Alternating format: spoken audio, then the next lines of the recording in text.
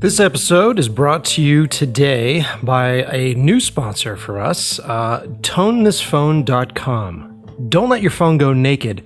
Dress your phone in a stunning case at tonethisphone.com. Shop a wide range of hot cases from heavy duty to waterproof, playful to elegant. Grab an exclusive 30% off code of 30 4U, that's 304U, again, 30 4U, and find yours at tone.com, or tonethisphone.com, rather. Sorry, buddy. Additional discounts for those of you who tag your case on Instagram. So they'll hook you up with some more discounts if you take a photograph of your case and then put that case on your phone and then post it on Instagram. I'm interested in their battery charger power back thing because my battery is constantly shitting the bed on my fucking iPhone. They have like this weird little video handle mount LED light set up for podcasting or for live streaming with your phone, which look pretty rad. They also have this micro fisheye telephoto lens for their iPhone. So a lot of really cool stuff here, man, and I'm really excited to have them as a sponsor. So do me a favor, even if you just go over and check their stuff out, go to tonethisphone.com. That's tonethisphone.com.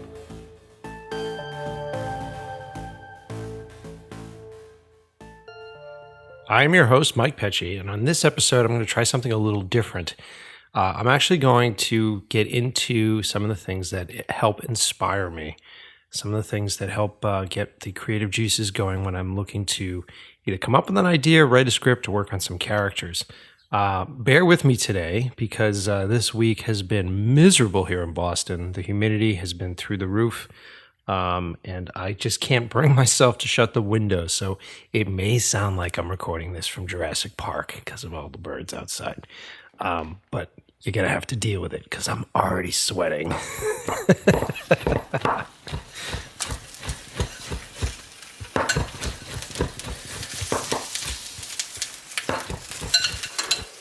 I've been told over and over again that I need to find myself a hobby, something that exists outside of my business, something that I can use to clear my mind, and something that hopefully makes me happy. Over the years, I've come to realize that I am most happy in one place, the kitchen. I'm sure that this all starts from my childhood, or stems from my childhood somehow. I've always heard stories about how my dad would drag my high chair over to the stove while he was cooking. He would feed me all these samples of these strange and delicious concoctions that he was working on. I mean, my dad was always a fantastic cook at the house. Both my parents were, actually. My mom was a really great cook. My mom being Irish, surprisingly, she did really good meatballs and pasta, which was funny. And my dad being Italian, well, he kind of went off the rails on the weekends. And me being one of four in the family, I think I was the only one that had an adventurous side when it comes to eating. And my dad always loved to take advantage of that. So from a young age, I was eating like calamari, squid ink pasta, head cheese, all sorts of weird stuff that has stuck with me since. And the kitchen has always been the center of my home, my house, and my parents' home. It's where we all go for nourishment, and oftentimes it's the source of excitement and happiness for the family in general. I always loved how people gather around the person that is cooking. It's like somehow the sounds and the smells have this amazing ability to draw out personal stories. Think about it. How often have you crowded around a barbecue and started talking about your dating situation? I mean, how often do you crowd around a meal and talk about like your recent vacations, the things that you want to exceed at in life? It's funny how food brings out good conversation. The kitchen has always been a magical place for storytellers, and it makes sense that my hobby would eventually find its way back into my work. Over the past few years, I have directed documentaries and short films on people who love to live in kitchens. At first, I was obsessed with capturing the food. The lighting and the shooting of these delicious creations had to be perfect. Then I became obsessed with technique, the tools and the routines that chefs use to constantly give birth to deliciousness. But these days, it's different for me. It's about something new.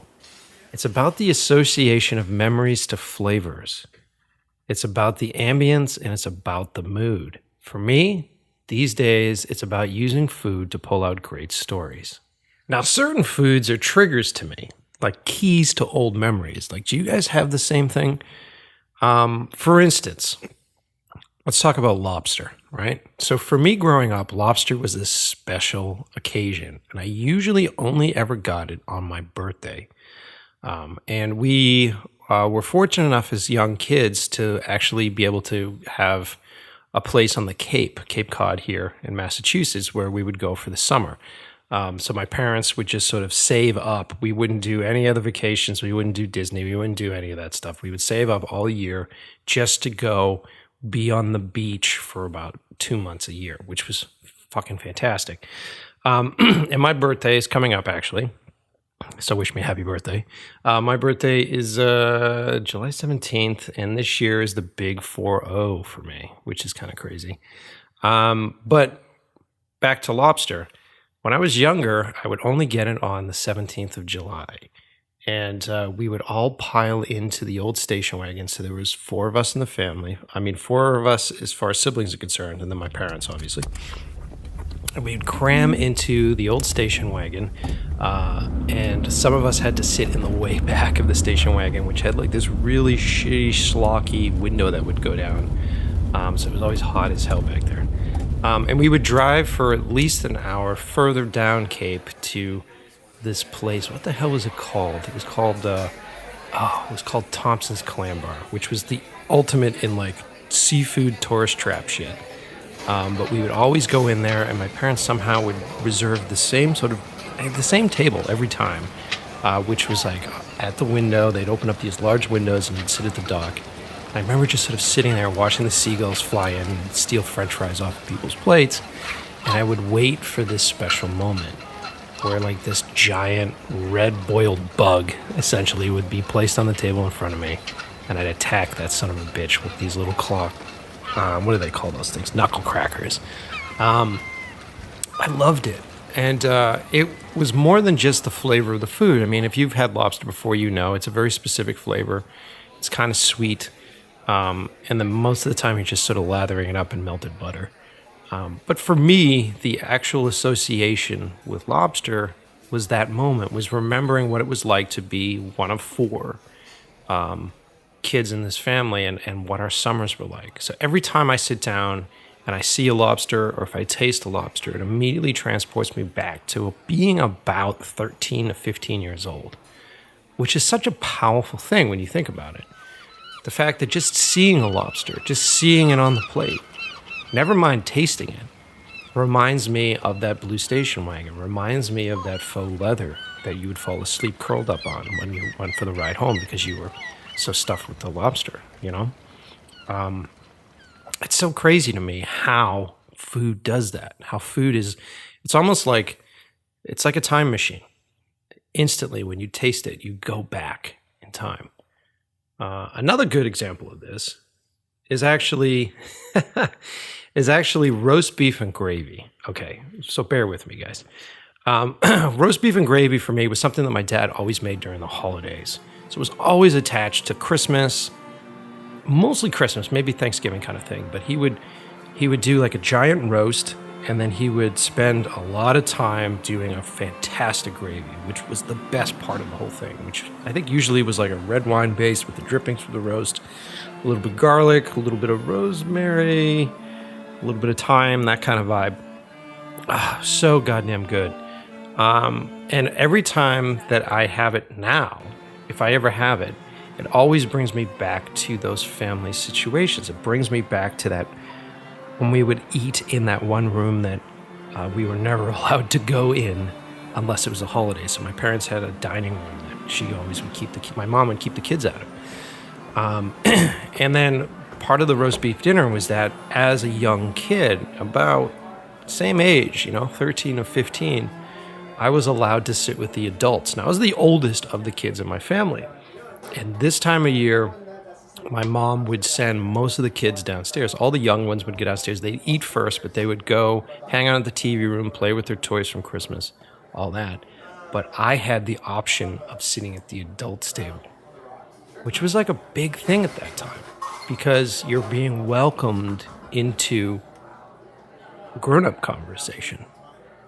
And your parents, or at least my parents, had decided at that point that I was old enough to be able to hear some of the real conversations that adults had. People talking about marriage problems, people talking about growing old, people talking about getting sick, people talking about some of their crazy adventures that they had when they were younger. I mean, one of the more surprising elements for me with that was hearing some of the stories from my grandparents. Because when you're younger, your grandparents are always sort of these very perfect individuals, or at least for me, they were. They were very perfect. They were always loving. They were always there for you. They never did anything wrong, and by God, you had to listen to everything they say, because if you ever talked back to your grandparents, you were fucked. And there are multiple times where I tested that theory, but the ability to actually sit down and listen to some of these stories, and I remember specifically my grandfather talking about stuff, and he wasn't talking to me; he was just sort of talking to the table, which was twice as interesting because I didn't feel like he was tailoring it to a young person. I felt like I was an adult. I felt like I was sitting there with him. And he would talk about his jobs.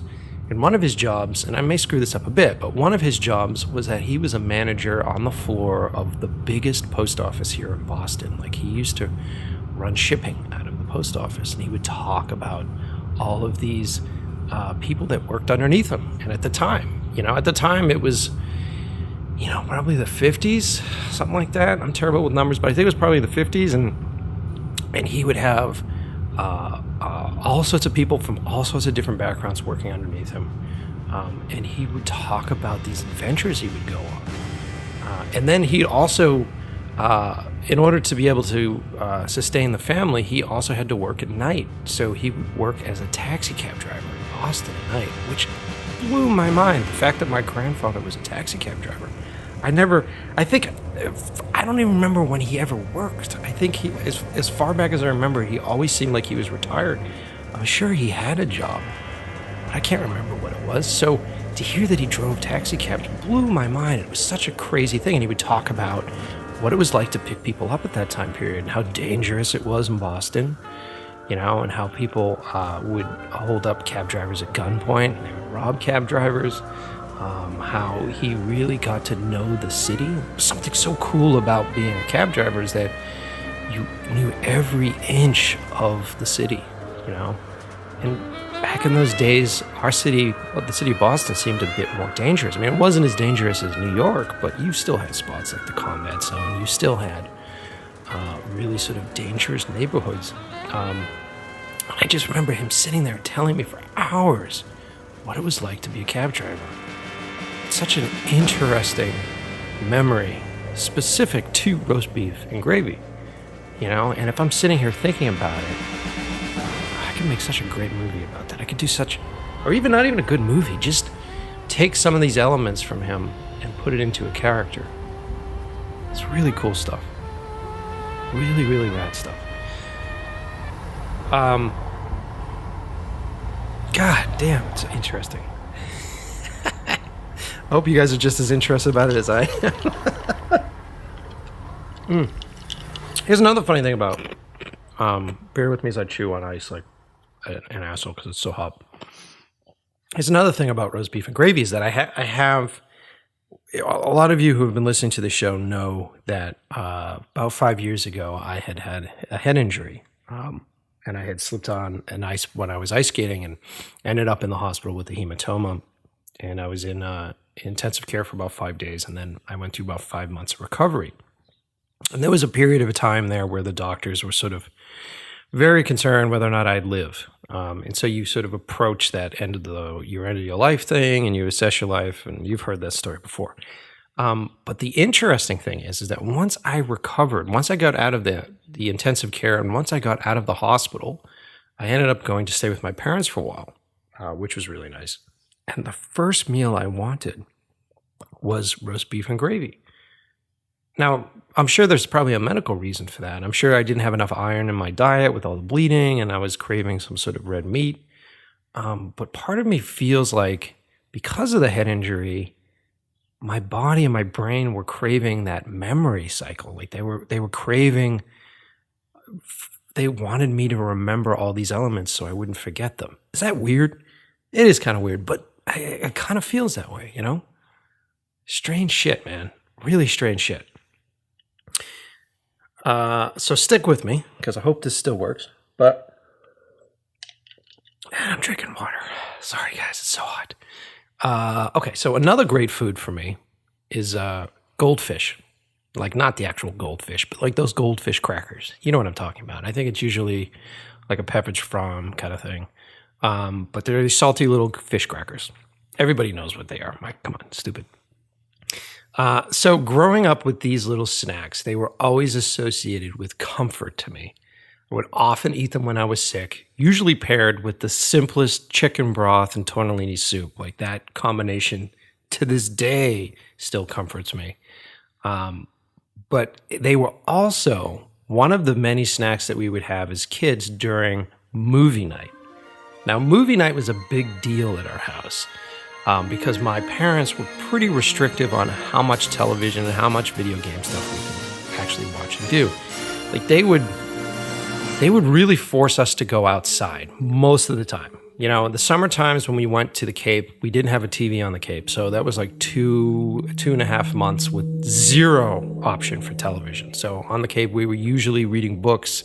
We'd have like family reading time, or we were kicked out of the house. So I had a BMX bike and I was kicking around and causing a lot of trouble in the neighborhood, but having sort of outside adventures. And, you know, you would get envious. I would get envious every once in a while with my friends that had, you know, Super Nintendo and Nintendo, and they would talk about video games. But I hate to admit it, but in the long run, you know, the parents were right. The parents were right. It was better that I was outside. It was better that I was having human contact. I use a lot of those skills that I learned at that time period every day. But anyway, back to movie night. So goldfish were one of the snacks that we would have for movie night. And movie night was usually like a Friday night. So we would all get out of school, we'd come home. My parents had refurbished the basement in their small house, and they put like large sectional couches down there. My mom went and bought a big TV. And this time of the year, it was always great because the basement would be cooler because you're underground. It was just a place to escape from the heat because we never had AC. We never really had central AC. So everybody would want to be down in the basement. And Friday, my mom would usually pick us up from school. Or once we all got home from the bus, we'd jump in the car and she'd take me over to the video store. Now, a lot of you young listeners out there haven't had a video store experience. And I don't mean Blockbuster. Blockbuster really fucking ruined video stores. Blockbuster was the fucking reason why it all died. Because they would charge you for late fees. You'd get these stacks of like late charges, and you didn't rewind the VHS tape charges, and you would have like this huge balance on your account. I remember it was the coolest day in the world when Best Buy went out of business because I had like a fucking $90 balance on my account that just disappeared. And that was from bullshit stuff. Like I didn't return the tape on time, or I didn't rewind the tape. They fucking killed the industry. But before them, there were like little hometown, privately run video stores. And I had one that I used to go to that I loved, and I cannot remember, was it Video Stop? I can't remember the name of it, which sucks. But it was this tiny little place, and you'd walk in, and I swear that the building was falling apart because the actual doorways were crooked and uneven, and the floors themselves were creaky and uneven as you're walking in. And this guy had crammed in shelves and shelves of VHS tapes. And I remember walking in, and one of the coolest parts to me were the movie posters. He would find any place that he could slap up these movie posters, usually in between shelves or along the ceiling. And you'd walk in there, and I'd look around at all these worlds that I had no idea what they were about. You know, and this is back when movies were magical to me. You know, behind the scenes stuff really didn't exist for the average viewer. So I didn't know how movies were made. You know, I never really thought about it. And I hope there are still a lot of listeners out there that don't. I hope that, you know, you can't you have to know that they're made one way or another. But for me, I never even thought about it. I would just look at that television set and go, that's somehow I'm in a whole nother world. Somehow I'm hanging out with Chewbacca on a spaceship. Like somehow that happens. And I don't care. I don't even want to think about how it happens. I'm having such a good fucking time with it. And a big part of that for me was also with movie posters. So you'd walk in and you'd see these worlds. I remember the movie poster for Chud. Remember Chud? Chud was like this weird horror movie about these little green gremlins, and there was this really creepy poster of this little bald green gremlin with these sharp teeth like coming out of a toy. Beneath the city of New York are living catacombs, an endless maze of subterranean tunnels, unfit for anything human. Unauthorized for anything experimental. Hold it! There's something moving up ahead in the tunnel! And unlikely to bring anyone down there. So, they're coming up. Chud. I remember that poster fucked me up more than the movie did. You know, there were late nights that I was using the bathroom just sort of looking down at that toilet waiting for one of those green things to chew my ass. But I was always really impressed with movie posters, and my mother would never let us get horror because we were too young. You know, horror wasn't a thing for us. I'd usually go into the video store and have to go with my sisters over to the Disney section and fucking once again get Lady and the Tramp and watch that for the like 30th fucking time.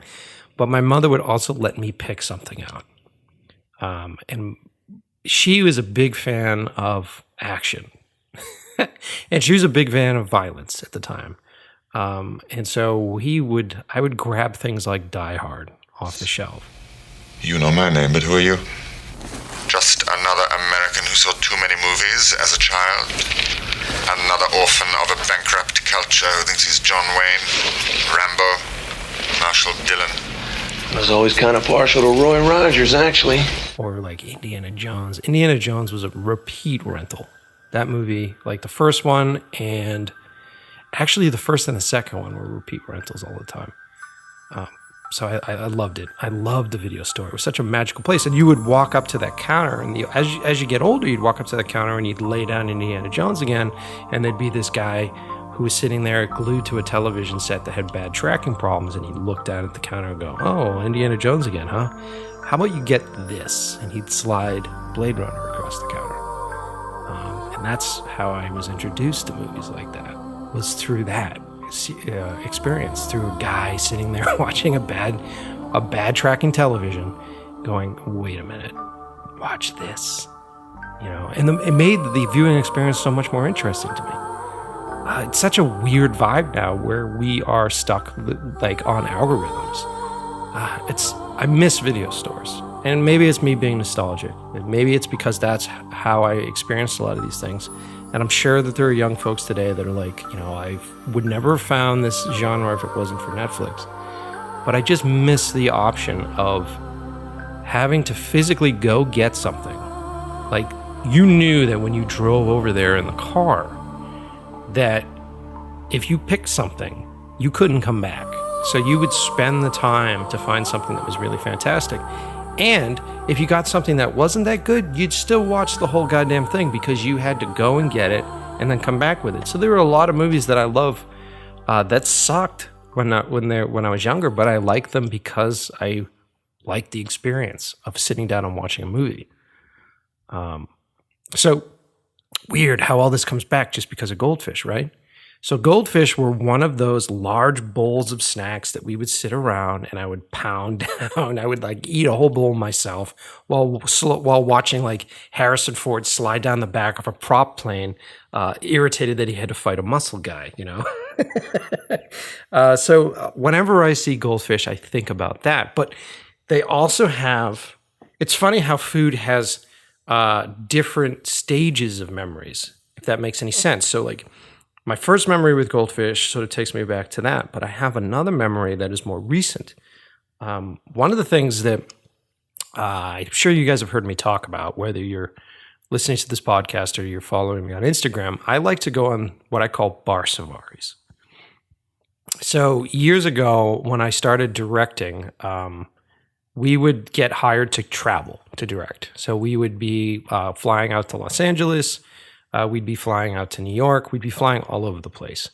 And my assistant at the time, Tony Fernandez, his first job was that when we traveled, he would have to do some research. He would have to find the shittiest bar in that city for us to go to. And he'd also have to find some of the coolest places. And so he'd make a list for us. After we'd do our long day of shooting, we'd go on these adventures.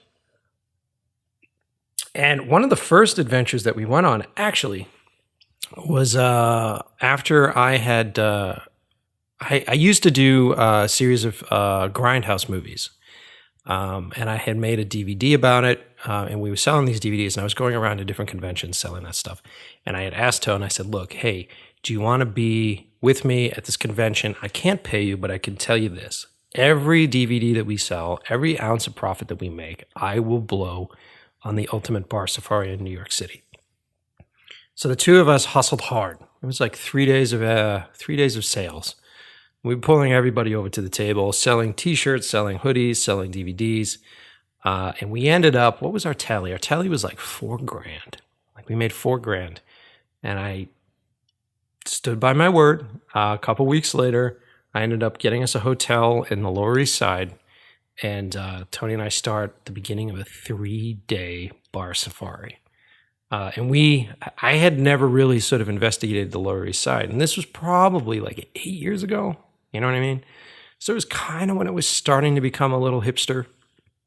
And the cool thing about hipster stuff is that however you feel about the lifestyle, at least they make great stuff. At least you know the food's going to be fantastic. At least you know they're experimenting with stuff. So I was super excited to sort of dive in deep and discover the city through its bars and through its restaurants. And so we found all sorts of places. I don't know if you guys have been to, I think it still exists, the Blind Barber, which is a speakeasy in the lower, I think it's like East Village. It's on the edge of Lower East Side and East Village. And we found that place accidentally while walking down residential street, arguing about some sort of movie shit, and walked by this barbershop that had dark windows and 2 candles in it. And there was a very quiet beat, like a hip hop beat coming out of it. And I just looked at Tony and I said, "That's not a barbershop." And we just walked through and opened the back door, and it turned out to be the speakeasy. Super rad. And we just had experience after experience with that.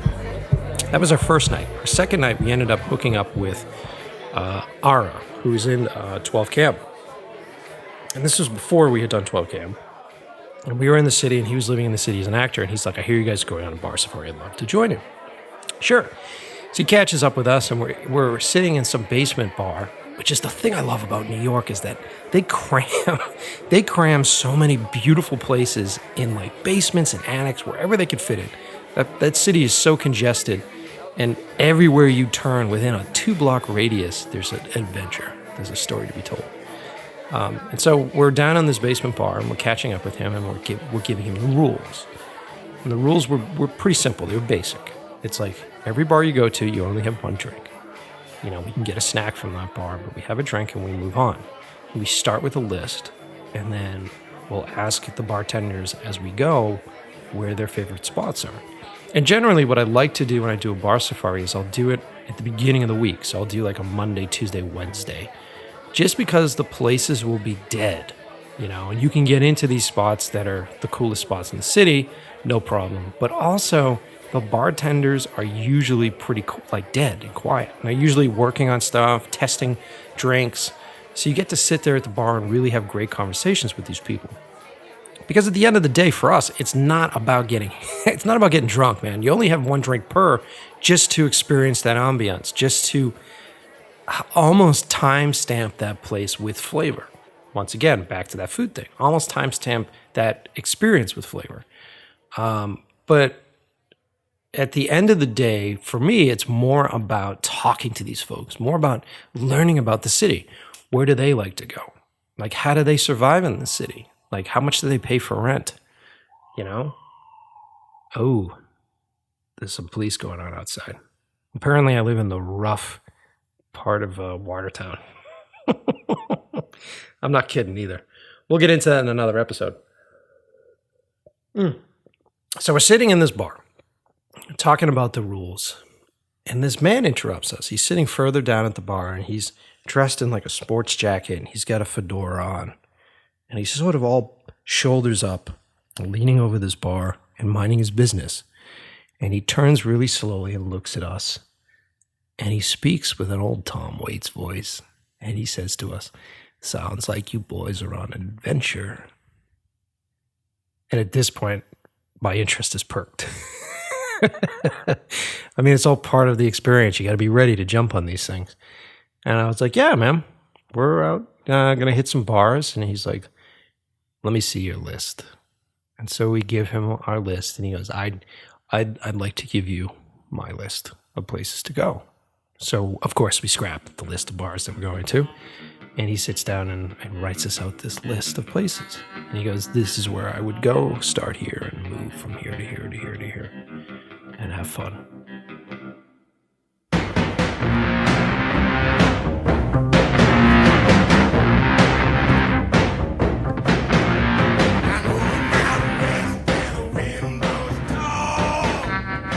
And so we left. Super excited because we had a whole new mission. And we ended up finding a lot of really interesting underground bars. And we were going from place to place. Every spot we'd go, we'd have a beer. We ended up at I guess it's kind of a touristy spot these days, but McSorley's. I don't know if you guys have ever been there, and I think I'm saying it right. It's like one of the oldest bars in New York. And you go in there, and there's still sand. There's still like wood dust on the floor, and then they have like peanut shells, and you go up to the bar, and there's a guy there, and he goes, "Light or dark?" And there are two beers, light or dark, and he's got this bin system where it's like soapy water, less soapy water, less soapy water, clean clean bottles, or clean mugs. So you go slop, slop, slosh, and then fill it up. Really cool bar. So we went there, went to a couple other spots, and I think the third bar in, we arrive, sit at the bar, and who's sitting next to us?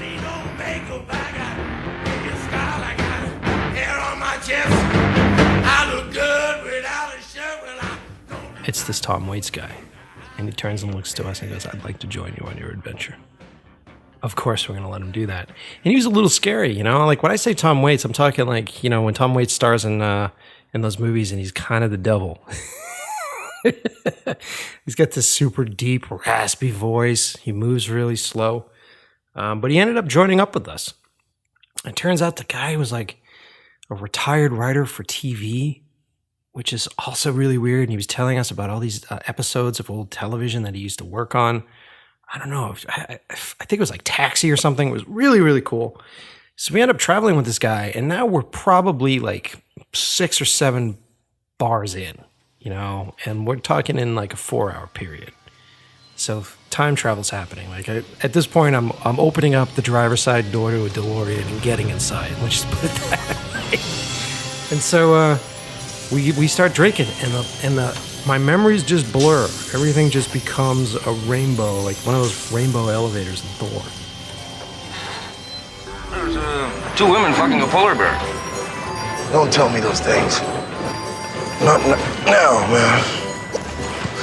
This is my last drink. How much money can you lend me? Not much. Why? I have to go. Go? Yeah. Leave the country. Oh, come down. Shit, you'll be straight in a few hours. Just sit the fuck down. Fuck Good. I around. remember waking up hours later, waking up in this hot bar, and my eyes open, and sitting in front of me was a bowl of these goldfish. So I start eating these goldfish, and the place is pitch black. And if you've been to bars in New York, you know that they will light them with fucking candles. One of the coolest things atmosphere-wise about New York City bars is that they're pitch black. I mean, last time I went on a bar safari there, I had to like turn on my cell phone like an old man to make sure my fucking stool was there before I sat down. And that's how dark it is in these places. I'm sitting there looking at this bowl of goldfish, trying to get my bearings, and there's this chainsaw noise, and I look up, and in front of me in this tiny bar, they're projecting on the wall in front of me the original Texas Chainsaw Massacre. And we're at that scene where he is running after the girl, and she jumps in the back of the pickup truck. Out of anger, he's doing that beautiful dance with that chainsaw, that mad dance. My favorite part of that movie. And I devoured those goldfish.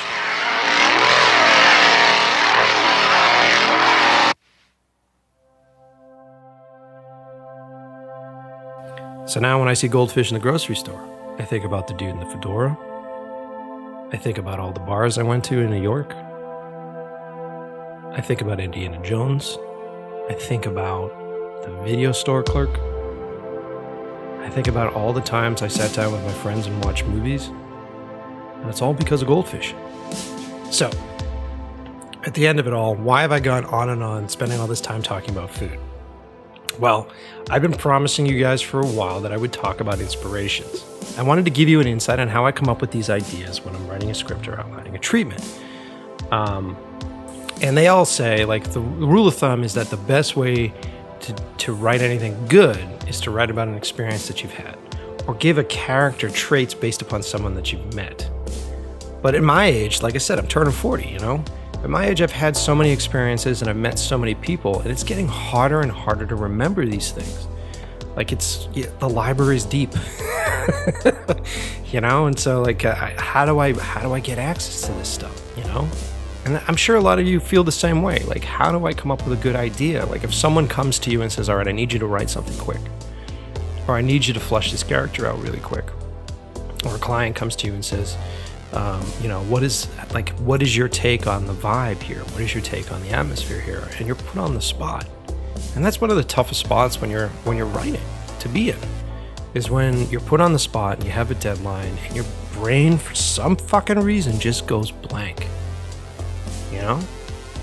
So if you're looking for a new idea, maybe what you do next time is you get downstairs, you open up the fridge, you look through your cabinets, and you make yourself a meal.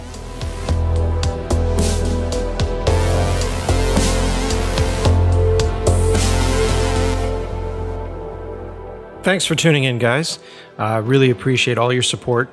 Remember, go follow this podcast on Instagram at In Love with the Process Pod. That's In Love with the Process POD. Please go and follow it. Even if you just go and follow it, it helps. It helps me keep the sponsors happy. It helps me keep you guys happy. And then it's also a good spot. Like, I usually post a lot of different behind the scenes photos from productions that I'm inspired by.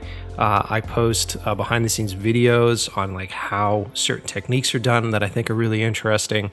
And then I also interact with you folks there. So like, if you want to leave me a question up there, I'll answer that question on the next episode.